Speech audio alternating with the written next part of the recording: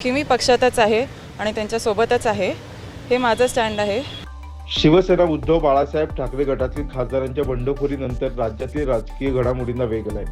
या पार्श्वभूमीवर बंडखोर खासदार संजय दिना पाटील यांच्या कन्या राजुल पाटील यांनी मातोश्रीवर जाऊन शिवसेना पक्ष प्रमुख उद्धव ठाकरे यांची भेट घेतल्याने राजकीय चर्चांना उधाण आलंय.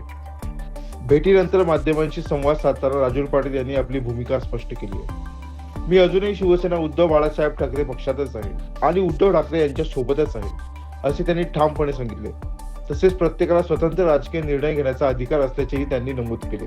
दरम्यान राजुल पाटील यांच्या या वक्तव्यावर प्रतिक्रिया देताना शिवसेना ठाकरे गटाच्या नेत्या सुषमा अंधारे यांनी सावध भूमिका घेतली. आम्हाला या लोकांवर विश्वास नाही. खासदारांची मुलं आमच्या सोबत राहतील यावर आम्ही आंधळा विश्वास ठेवू शकत नाही. खासदारांची मुलं आमच्या सोबत आहेत या भ्रमात आम्ही नाही, असे सुषमा अंधारे यांनी स्पष्ट केले.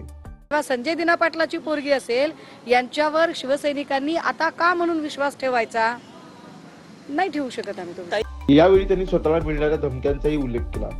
काही दिवसांपासून धमकीचे फोन आणि संदेश येत असल्याचे सांगत त्यांनी याबाबत पोलिसांकडे अधिकृत तक्रार दाखल केल्याची माहिती दिली. संबंधित प्रकरणाची चौकशी सुरू असल्याचेही त्यांनी सांगितले.